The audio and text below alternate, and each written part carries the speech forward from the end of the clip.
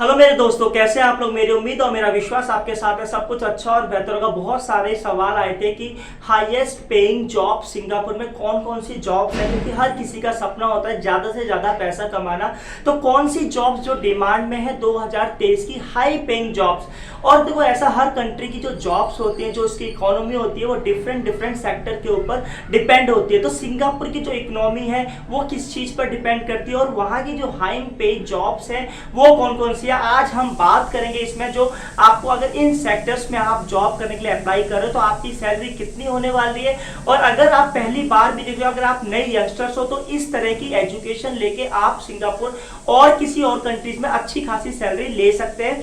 तो why they deserve it for high पे salary in Singapore. सबसे बड़ा सवाल है क्यों उन लोगों को ज्यादा सैलरी मिलती है। तो मेरी आपसे रिक्वेस्ट, अगर चैनल पर पहली बार आए हैं, पहली बार देख रहे हैं या यूट्यूब की रिकमेंडेशन से ये चैनल देखा है, please like and subscribe the channel. Singapore जाना चाहते हैं, मलेशिया जाना चाहते हैं, पोलैंड, माल्टा, यूरोप, कुछ और कंट्रीज में जॉब लेना चाहते हैं, एजेंसीज की डिटेल मैंने अपने चैनल की वीडियोज में डाल रखी है। आप उन एजेंसी से कॉन्टेक्ट कर सकते हैं। उन एजेंसीज के यूट्यूब चैनल, इंस्टाग्राम, फेसबुक, ऐसे सोशल मीडिया प्लेटफॉर्म है, आप उनसे जुड़ सकते हैं और उनके पर्टिकुलर ऑफिस भी है, उनसे भी जाकर आप मिल सकते हैं। वहां पर आपको जैसे ही उनके पास वैकेंसी अपलोड होती है, आपकी एलिजिबिलिटी उनकी क्राइटेरिया से मिलती है, आपको फ्यूचर में जॉब मिलने के बहुत चांस है। चलो बात करते हैं कि कौन सी ऐसी 6 जॉब्स हैं जो हाई पे सैलरी है। जॉब्स तो बहुत सारी है, जॉब सारे सेक्टर्स में, लेकिन हर कंट्री की जो होती है, कुछ सेक्टर्स हाई प्रोफेशनल्स और हाई पे सैलरी होती है। तो वो कौन से सेक्टर्स है। तो पहला जो सेक्टर्स आता है, general practitioner and medical specialist. तो ये जो जनरल मेडिकल यानी मेडिकल फील्ड, यानी अगर आप एमबीबीएस है, एमडी है, इस तरह की कोई आपके पास मेडिकल से रिलेटेड डिग्री, डिप्लोमास, और तो आपको सैलरी यहाँ पर मिली है। अगर आपको ऑन एन एवरेज, अगर according to occupational wage survey, general practitioner and physician can earn 20,000 a month. तो $20,000 एक मंथ में कमा सकते हैं।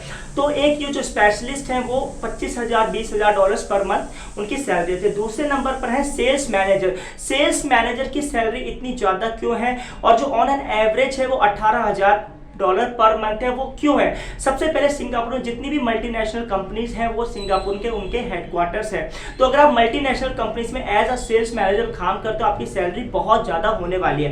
प्लस जो भी सिंगापुर में आईटी कंपनीज, जो बड़ी एमएनसीज हैं, जो हाई टेक कंपनीज है, उस कंपनीज की जो हेड ऑफिस है वहां की होने की वजह से अगर आप सेल्स मैनेजर की डेजिग्नेशन पर काम करते हैं तो आपकी सैलरी बहुत ज्यादा होने वाली है। तो with the sales manager leading developing the sales team, setting KPI, delivering strategies, बहुत सारी अंदर जो सेल्स मैनेजर की जो जिसे बोलते हैं क्वालिफिकेशन होनी चाहिए, या जो उसकी एलिजिबिलिटी, जिसकी कंपनी को एक बहुत, क्योंकि सिंगापुर एक तरह का पोर्ट आइलैंड है, तो यहाँ से जितनी भी चीजें इंपोर्ट एक्सपोर्ट होती हैं, तो यहाँ पर मल्टीनेशनल कंपनीज बहुत सारी है। तो आप अगर सेल्स मैनेजर का काम करते हो, आपके लिए स्टडी इसमें एमबीए वगैरह होनी चाहिए। तो अगर है तो आपकी सैलरी इतनी होने वाली है।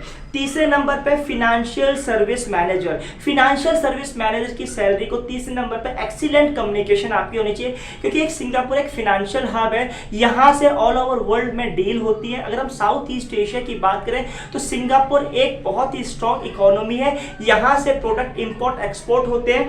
तो you will need to explanation, problem solving, analytic skill to success this demand high paying jobs. जो सैलरी होने वाली है मिनिमम $11,000 पर मंथ होने वाली है। चौथे पर रखते हैं technical and engineering service manager. तो टेक्निकल एंड इंजीनियरिंग सर्विस इसलिए रखा क्योंकि सिंगापुर की जो टेक्नोलॉजी है और जो इंजीनियरिंग वर्क है, यहाँ से अगर कोई भी प्रोजेक्ट जो है किसी विदेश में जाता है तो वहां से आपको यहाँ के लोग वहां पर मिस एग्जीक्यूट करने के लिए जाते हैं। तो यहाँ पर इन लोगों की भी बहुत जरूरत होती है। जो सैलरी ऑन एन एवरेज है $9,000 से $10,000 के आसपास है। पांचवें नंबर पे ट्रांसपोर्ट बिजनेस डेवलपमेंट मैनेजर। ये लॉजिस्टिक इंडस्ट्री सिंगापुर में बहुत बहुत ज्यादा है। तो अगर आप ट्रांसपोर्ट से रिलेटेड अगर आपको जॉब मिलती है as a business development manager, BDM की जॉब मिलती है, तो आपकी सैलरी करीब करीब आपकी होने चाहिए 10,000 के ऊपर होने वाली है।